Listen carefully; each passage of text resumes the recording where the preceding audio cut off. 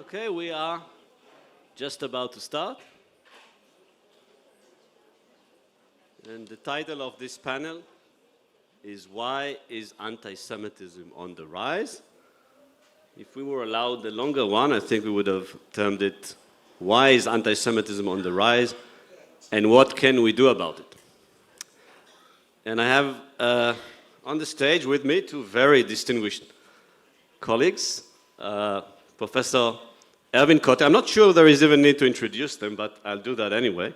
So Professor Erwin Kotler is the former Justice Minister and Attorney General of Canada, and today a special Canadian envoy for preservation of Holocaust remembrance and combating anti-Semitism.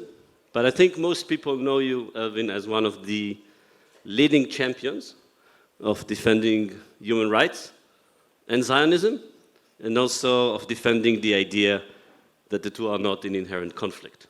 So thank you very much for being here. And Professor Dina Porat is, how should I introduce you, Dina? Is a professor emerita at Tel Aviv University. She is an academic advisor to Yad Vashem. She's also the founder of the Center for the Study of Contemporary European Jewry. And she's also one of the most energetic people I've ever met, although officially retired.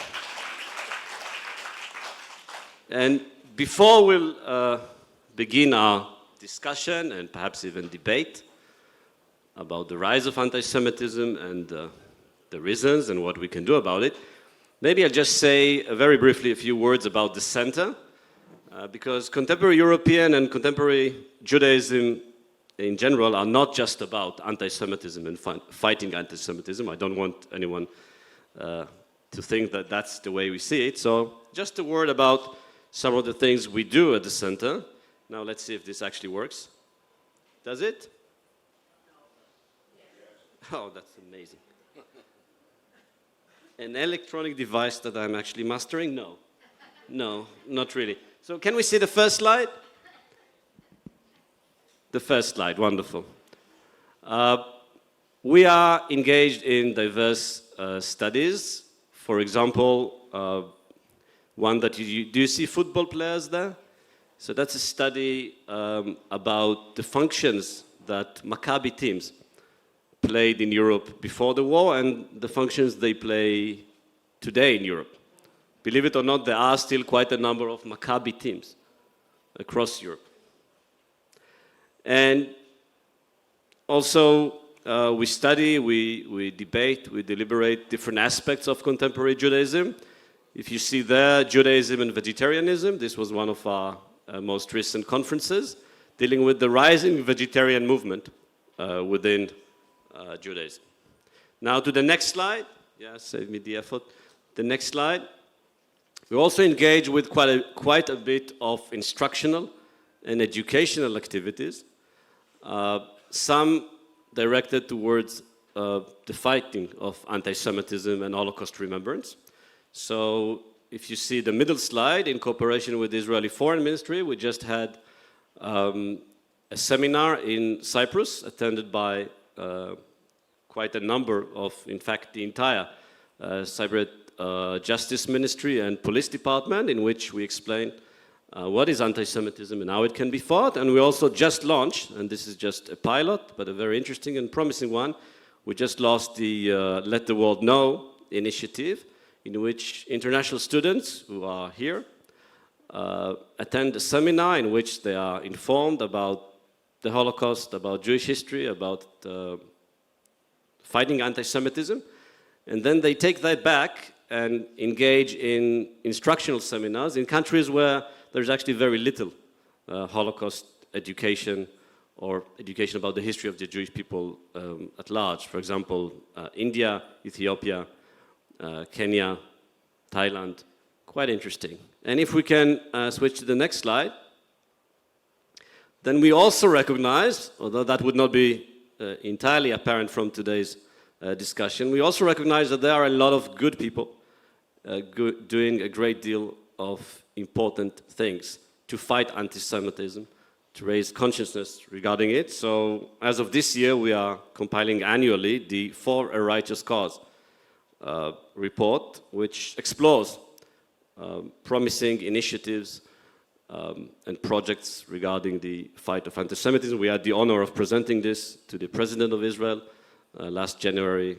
And having said all that, the main project every year now for 28 years, Dina, of this center is the annual report on anti-Semitism. And this year, our methodology was very conservative for a number of reasons, including that, usually when you do annual reports, they are comparative to the year before. But obviously 2020 did not present the best comparative basis because it was the lockdowns year. So we compared all the figures we had, not just to 2020, but also to 2019, and we relied on very diverse sources, police departments, media reports, and the reports of Jewish communities. And I think we can see, by the way, the next slide now, and the results were extremely alarming.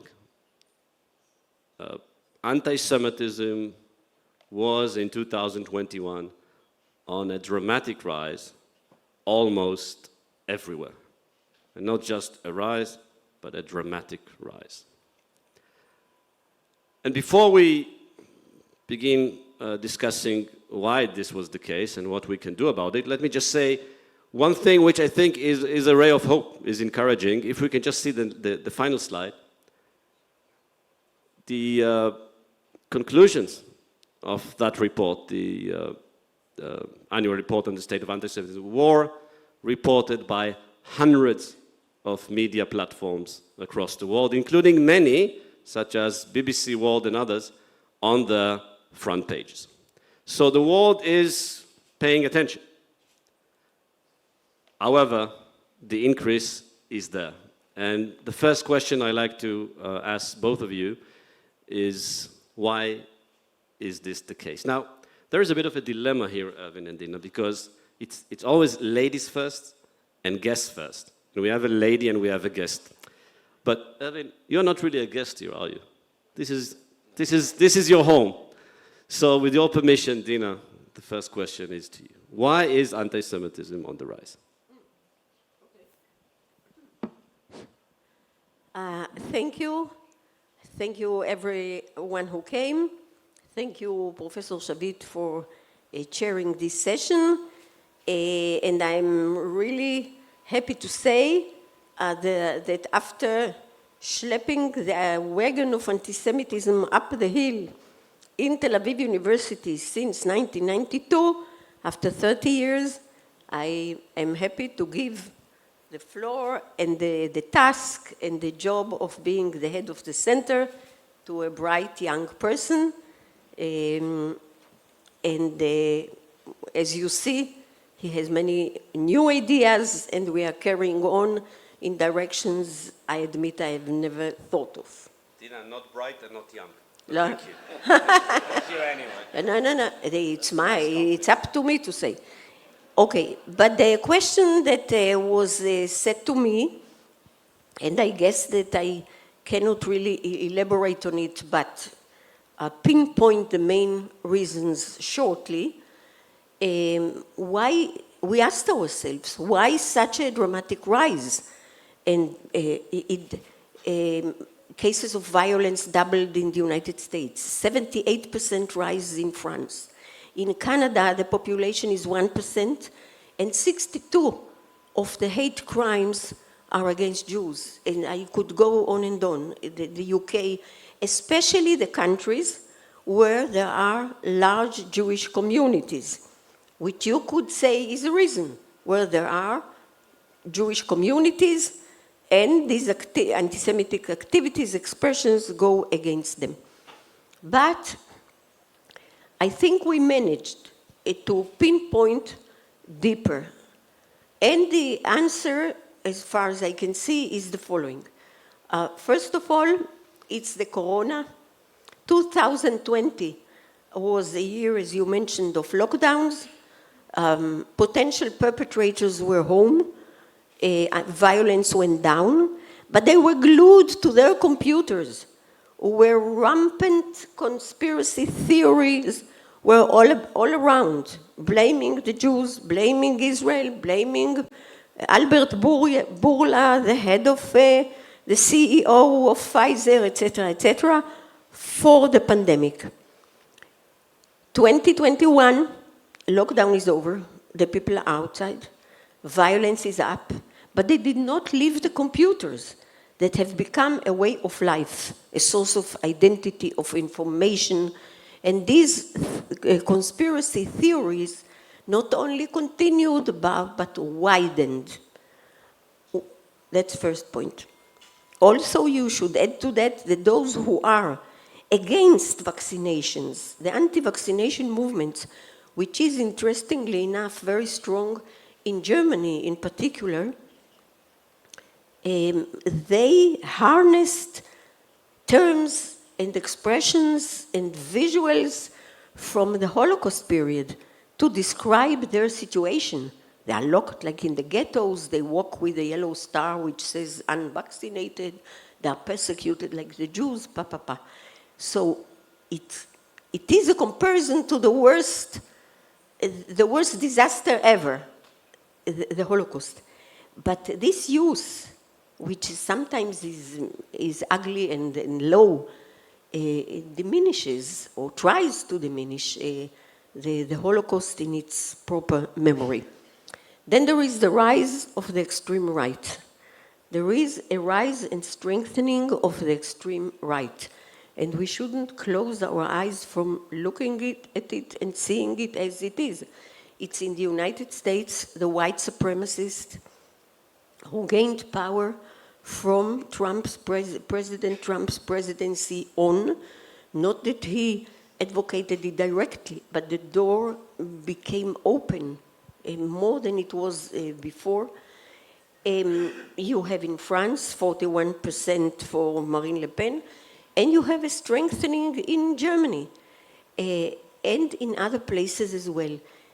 The extreme right, with its traditional anti-Semitism, and with the strengthening that the corona gave to it, was instrumental, both in violence and on the nets, not only on the open net, but on the dark net. The dark net, which is under the open one, where anti-Semitism is more rampant, more vicious, and uncontrolled.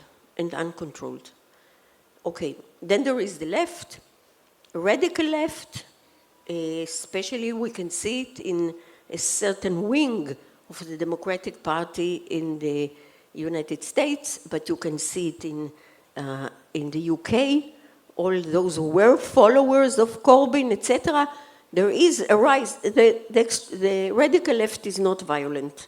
They are not violent, but the expressions are harsh and go deep. Okay, then you had, wie sagt man Shomer HaChomot? The Guardian of the Walls operation in May.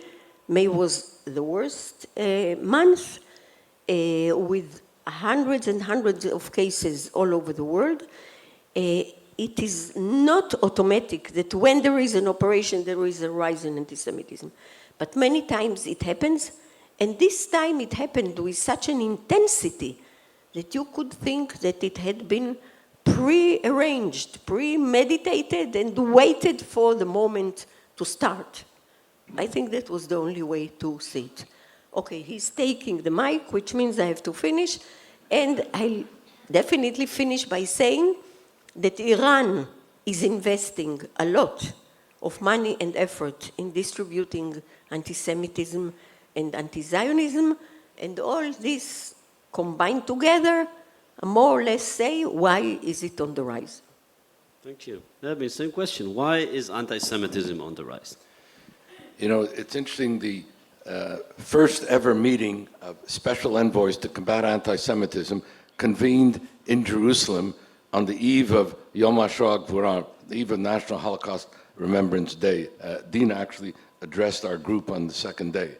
And as we convened, all the reports came out that Uriya referred to, namely the highest escalation in anti-Semitism in the last 40 years that it's being reported. Canada, US, etc. All these reports. At the same time, as some people said, but we now have more resources combating anti-Semitism. We now have special envoys, which we never had before. We have the incredible work being done here by Tel Aviv University as one of the agencies at the forefront of the fight. And I want to commend Dina for her work. We go way back, but for her particular work in the matter of anti-Semitism and what she said with regard to Uriya, I share.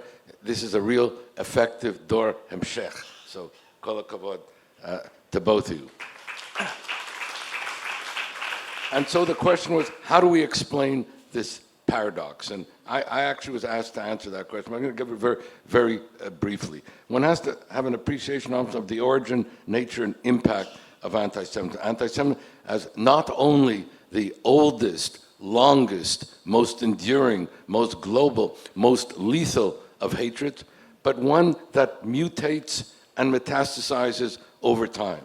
But at the same time, it's anchored in one generic, historic, conspiratorial trope, namely the Jews as the enemy of all that is good and the embodiment of all that is evil, reflective and representative of whatever is the zeitgeist at any given moment in time. So very quickly, when Christianity was the zeitgeist, Jews were guilty of deicide. When you had the Black Plague, the Jews were the poisoners of the wells, which brings me to the particular point that I want to make here. In the 70s, human rights emerged as the new secular religion of our time. I was a law professor at the time teaching this.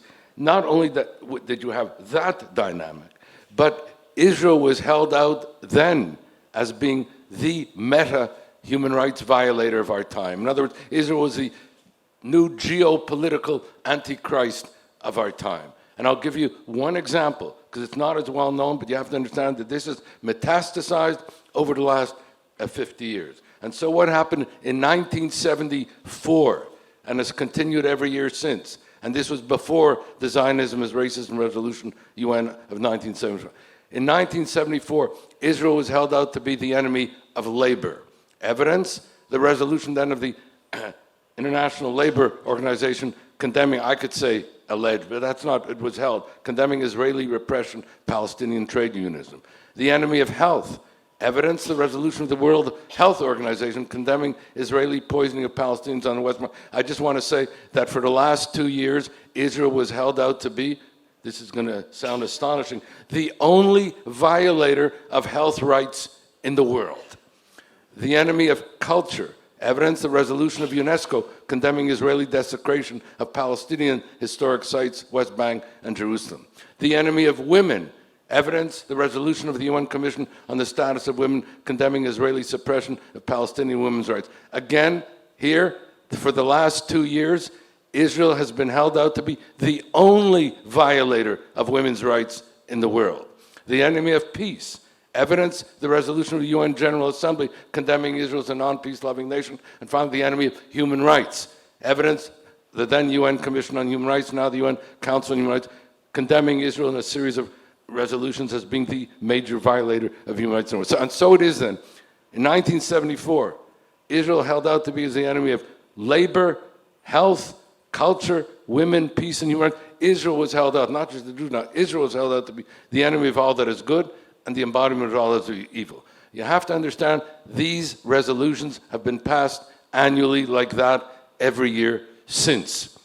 And so what has been proceeding inexorably, imperceptibly, but indulgently, particularly amongst the democracies where human rights is an organizing idiom, has been this notion of Israel as the meta-human rights violator. And if you look at the data, where was the rise? The rise is in the democracies. The rise, if you take Canada as an example, and with this I close, the United Nations, under which all these resolutions are passed, is part of the DNA of Canada. International law is a centerpiece of our identity. Human rights is an organizing idiom of Canadian foreign policy. So all this metastasizing over the last 50 years plus has brought us to this point. And while this was going on, we, the Jews, etc., were not really that engaged in understanding and combating that particular part of anti-Semitism, which was metastasizing for these 50 years. Thank you, Erwin. And something that's important to remember is that we have reports on incidents from mostly Western countries. But there is no need for Jews to have anti-Semitism. And perhaps the most dangerous and imposing type of anti-Semitism we have in the world today is anti-Semitism in Muslim countries. And I'm not sure Israelis are always that aware of just how much this factors in the Arab-Israeli conflict, just how much this is ingrained in Arab texts and Arab and education in quite a number of Arab states. I'll share with you a story, and Evan, you really have to pretend you haven't heard it just 2 days ago. So, some years ago, I got a seminar paper from a student who was an Arab, and he wrote it in Arabic, but was also an officer in the IDF, so this is just necessary background. And the main reference in that paper, which was about Arab intellectuals from a certain period, the main reference was the Protocols of the Elders of Zion.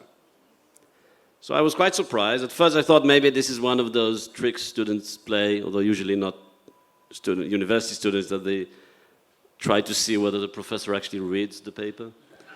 That was evidently not the case, because when I invited that student to discuss the paper, he told me something that was quite simple. It's easier for him to read secondary literature in Arabic. So he went to a public library or university library in Nablus, I think, and there he found a book on the shelf that associates those two intellectuals, those two late 19th century intellectuals, with the Protocols of the Elders of Zion. The thing is, if you read Arab texts, then the Protocols of the Elders of Zion are taken as a given. It's a real book, it's a real conspiracy. And obviously when you educate kids from a very young age based on that premise, your prospects of signing peace or even appreciating the idea of peace with Israelis and with Jews is rather limited. Let's discuss social media for a moment. And I'd like to direct the question to you, Erwin, because I think it's mostly at this point in history, it's a legal and constitutional question. And here is the question I'd like to ask you. This is often referred to as a question of freedom of speech versus, public order. But I think it's something quite different. I think it's really a contest or a conflict between freedom of speech and the freedom from having an editor. Because that's really the main thing that changed in the world and in media over the past 20 years. I don't think the world has become more vicious, or more hateful, or more anti-Semitic in essence. But 30 years ago, if you wanted to share with the world the idea that Jews are exclusively responsible for the coronavirus because they profit from it, if you had sent a letter to mainstream media, a letter to the editor, it would not have been published because there were editors. Well, there is a name, for mainstream media in the world today. It's called Facebook, it's called Twitter. But you don't really have editors there. So is it not time to have more rigid laws protecting society from that kind of speech? Well, there's no question that while on the one hand we've called upon the Facebooks et al. To engage in the necessary self-regulation, it's not happening. And at this point, there's going to have to be frameworks, legal frameworks on a global level, because this type of technology knows no boundaries. So we will have to work cooperatively internationally with respect to that kind of regulation. Now, when the freedom of speech issue is brought up, I say this as somebody who's been an exponent of freedom of speech, who did my law work in the United States, which is the epitome for the First Amendment freedom of speech. But even under the First Amendment freedom, not all speech is protected speech, neither in the pre-social media day, nor certainly now. For example, perjury is not protected speech because of the need for the right to a fair trial. Child pornography is not protected speech, need to protect children. False advertising is not, but I can go on. And so with regard to the incendiary explosion in the hate speech on the media, which has been one of the tipping points, I say, with regard to anti-Semitism, we need this kind of globalization. Now, the European Commission has introduced a regulatory framework for that purpose. We discussed this at our meeting of special envoys, and as I'm speaking to you, the Canadian government has tabled legislation, and it is now proceeding through the Canadian Parliament to hold the social media platforms accountable. And this is the kind of thing that I think is necessary. But I just want to mention, because you did also the Muslim thing, we've had this conventional paradigm of combating anti-Semitism from the far right, combating anti-Semitism from the far left. Dina discussed it. Combating anti-Semitism, radical Islam. It's been that kind of tripartite configuration. I think one of the dangers we have now is that while that conventional paradigm is correct, it's insufficient. What we're increasingly witnessing is the mainstreaming, the normalizing, the legitimation almost of anti-Semitism in the general culture, but particularly in the campus culture. And I just want to give one example. I gave the human rights. For me, that was the first tipping point. The second tipping point was the World Conference Against Racism in Durban, South Africa, in September 2001. I say this as someone who was there, who was part of the Canadian delegation. Now, when it was first announced that there was going to be this conference, I greeted it with interest, if not excitement. This was going to be the first conference against racism of the 21st century, the first international human rights conference of the 21st century. And it was going to take place in Durban, South Africa, the birthplace of South African apartheid. And someone like myself, who had been part of the anti-apartheid movement, who had even been arrested in South Africa in 1981, I was really looking forward to this conference. But what happened at Durban, and that has metastasized for the last 20 years, so this is the second tipping point, along with the human rights that I mentioned before. What happened at Durban, to use an oft-abused metaphor, was truly Orwellian. A conference to combat racism and hate turned into a conference of racism and hate against one people, the Jewish people, one state, Israel. A conference to promote and protect human rights singled out one state and one people for selective opprobrium and indictment. And a conference that was to celebrate the dismantling of South Africa as an apartheid state became a conference calling for the dismantling of Israel as an apartheid state. And I can still see the marches. I can still hear the chants. Struggle against racism in the 20th century required us to dismantle South Africa as an apartheid state, and now in this 21st century, we have to dismantle Israel as an apartheid state. Those of us who are at Durban, I have to say, my wife is here, can tell you, we're forever transformed. Durban impacted itself and indelibly imprinted itself not only on our memory and on our being. I flew back from Durban to Montreal on September 10th. September 11th, I woke up, as we all did, to 9/11. I received a call later that day from a colleague of mine in South Africa who said something that I never forgot. She said to me that if 9/11 was a Kristallnacht of terror, Durban was the Mein Kampf. And what happened after Durban, and with this I close, what happened after Durban?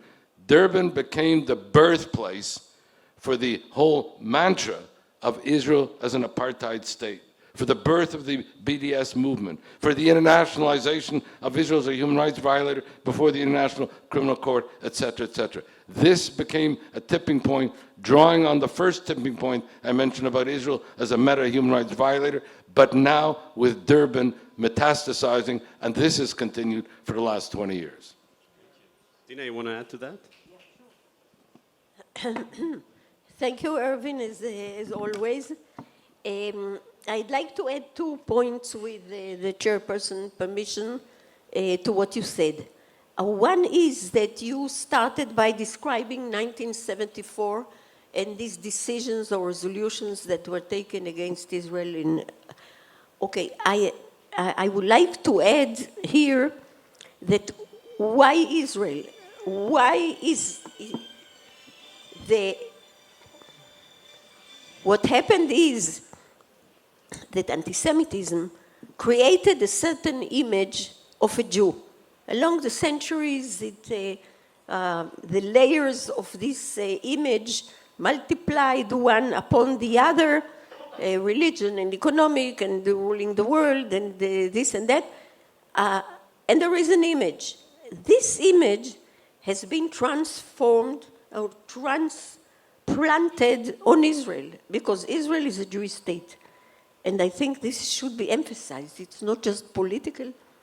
It is the fact that we are, since 1948, we are with 78, 80%, now we're 78% Jews, and we have been since 1948. It's a Jewish state, functioning as a Jewish state.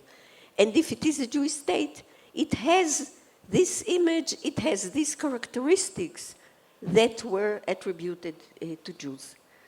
This is one point. The other is, indeed, sorry, I also was in Durban, and you are quite right in every word you said about it. I had the honor, but not the pleasure, it was a horrible conference, of being part of the Israeli Foreign Ministry delegation. And after a day or two, it took them 2 days to go from the idea of fighting racism worldwide. The conference has been prepared for years with budgets, and 2 days, and it's an anti-Israeli. I go to the Belgian chairperson, who was the chairperson of the main session, the main diplomatic session, and I asked, why? What? Why? Tell me why. And he said, lady, I'll tell you exactly why. If we deal with racism and colonialism and all these countries, Latin Americans, Africans, Far East, would come to the European and American states for compensations, we are lost. Just think about me as a Belgian. What do we have to pay back to Congo? Okay? We will go bankrupt in half an hour. So the easiest solution is to pick on Israel and the Jews. He said it so openly that I was left with my tongue out. Dina, there is an important point that you often highlight, which is that obviously this is a very important issue, even an existential one. And you see that there are many Jews in the world who are very much engaged in it. But not so many of the younger generation. Not so many, or not as many as we would like to see on university campuses. Why is it that the younger Jewish generation is not engaged in this, in fighting anti-Semitism and recognizing it first and foremost? Well, that's a difficult question. I regret to say that there are some among the younger generations who work in the opposite direction. I think this is one of the reasons for anti-Semitism, for the BDS, that we also have to take into consideration and not close our eyes from dealing with it. And this is that there are, especially on the left radical side, there are young Israelis who are post-Zionist or post-this or post-that or anti-this and anti-that, and they are very active in here. Now, why isn't really the struggle against anti-Semitism more of an issue that our students or younger generations take up? I believe that, I don't have the full reason or the full answer, but I believe part of the reason lies in what Erwin is always stressing in his talks, especially recently. And this is that on campuses, especially United States, the UK, Canada, there is a lot being studied about and a lot being devoted in budgets, in time, in seminars, bibliographies, to minorities, to persecuted groups. It's homosexuals, it's women or groups of women, it's ethnic groups. A lot is being devoted to those who are persecuted, and at the same time, this same struggle for their rights does not take the Jews into consideration. Saying it's not cool It's not. to fight for the rights of Jews. No, it is not. It is not within the legal fight. It is not within the struggle for equality in the campuses. There is an excellent book which I highly recommend by David Badil called Jews Don't Count. Jews don't. We are not part of the struggle. This struggle should have included anti-Semitism. You mean the but struggle it for human doesn't. rights and for Yes. equality? Yes, it doesn't. Especially on the campuses where young generations are there. So this takes us to maybe a question where the criticism is self-criticism. And Elvin, you are renowned, not just, as I mentioned when we began, for the fight against anti-Semitism and for the right of Jews for self-determination, but also for your fight against the apartheid. So the question is really, can this fight, can it be separated from the broader fight for human rights? And let's take the topical, the most important example. I have to say, I think that with some historical retrospect, Jewish organizations worldwide and the State of Israel would feel not only ashamed, but also that it was a tragic and fateful error to be positioned where they were regarding the war in Ukraine. And I'll explain why I'm saying this. The position most Jewish organizations, Jewish intellectuals took was, at least the way I saw it, being very cautious. And Israel is more or less officially neutral. And why I think this is a huge mistake. Number one, because sometimes in public life, you just have to do the right thing. There are those situations, like your case in South Africa. You didn't know how it will end. Sometimes you just have to do the right thing because it's the right thing. Sometimes caution and nuance are not the best choice. That's one reason. Then there is another reason, which is, at least in Israeli high schools, you teach kids about how could the Swedes and the Swiss, how could they have been neutral in World War II? They were self-serving. They only cared about their national interest. And they didn't look at what was going on in Europe and did not do the right thing.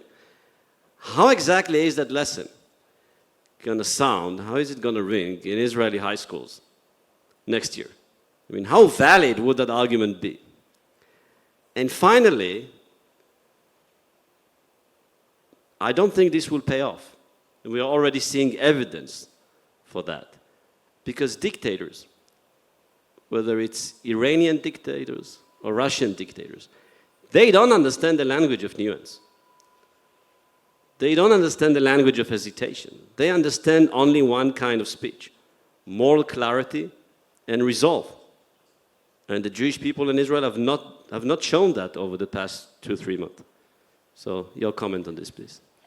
I'll tell you, Uriya, here I have to say, I somewhat differ with you on this. I think that Israel has been in a difficult geopolitical situation, we all know, because of its strategic concerns, Syria, Russia, and the like, and for also wanting to do the right thing. I think it has done the right thing much more than other countries. In other words, it was part of the countries that condemned Russia at the UN General Assembly. It called for the suspension of Russia from the UN Human Rights Council. South Africa did not. Other European countries did not.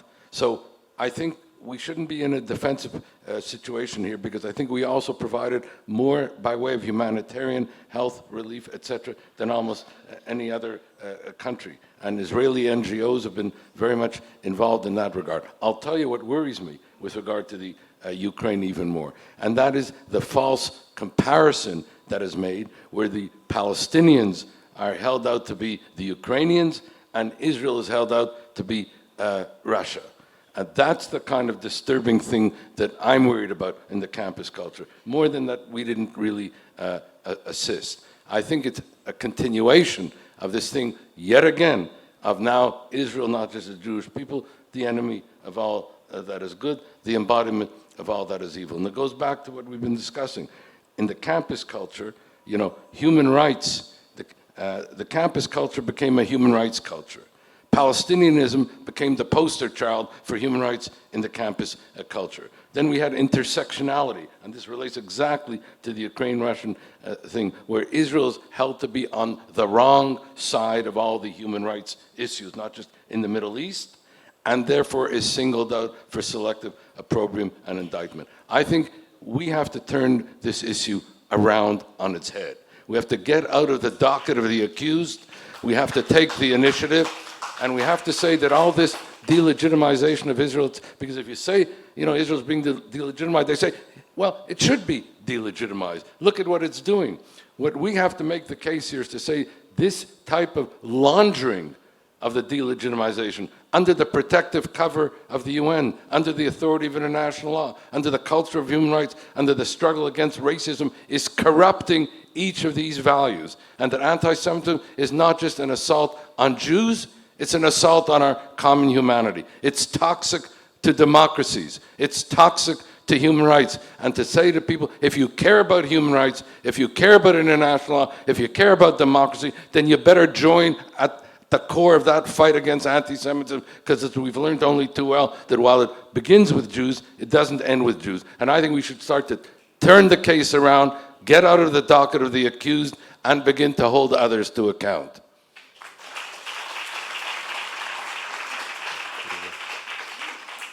Erwin, you see, it took us 40 minutes, but finally we reached a point of disagreement.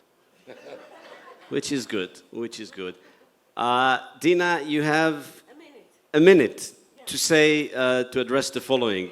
Moving on, what should we do? I mean, because obviously something is not working. Obviously something is not working, I mean, and just doing the same thing and hoping for different results, this I was told is the definition of stupid. So what should we do? And you have, as you said, 1 minute. Well, I'll take a minute and a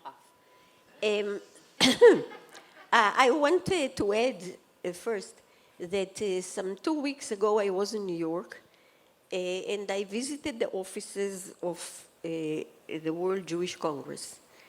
And they said to me, you noticed that we have not come out against Russia's invasion of the Ukraine in public or denounced it. I said, yes, of course I did, no. And they said, yes, because there are Jews there. There are Jews there in the Ukraine, of course, but in Russia as well, that are under our responsibility. So I'm adding this example to say, to follow Erwin's reaction, that it is a complex matter, that not only declarations give you the full picture. Israel is doing things under the table, especially not military direct aid, but military training. We are doing under the table, and it should be taken, the whole thing should be taken into careful consideration. Now, what do we do? The world doesn't just revolve around us. No, That's the thing. There is humanity out there. Oh, of course, of course. What do we do? Ojalá, as we say in Spanish, that I knew the answer. But there is a point I would like to pinpoint nevertheless. There is a lot being done above by governments, by administrations, in the way of allocating budgets to protect Jewish communities. A lot. In France, a lot. In the UK, in the United States. And there is better legislation. There is this struggle against the media, big servers, programs of education, statements of leaders, etc., etc. There is a lot being done against anti-Semitism, huge conferences with commitments, but these efforts do not meet the street, do not meet the radical right or the radical left that are the source of the trouble. These efforts are there. Sure. They go towards certain populations in the midstream. So your bottom line is that we need more bottom-up. No, we Round need fieldwork. to bridge this discrepancy, this abyss between the up and the down and the street. And the way has not been found yet. Good. See, I told you she's so energetic. She got the first word, the final word. But thank you all for participating. Just a note that if you want to actually read in a print version our annual report, it's waiting for you outside. And I think we are creating the precedent of ending On a time. session even 20 seconds before time. So thank you all very much and Shabbat Shalom. You can all go into the center's website for a lot more material. The website is open, it's rich. Please.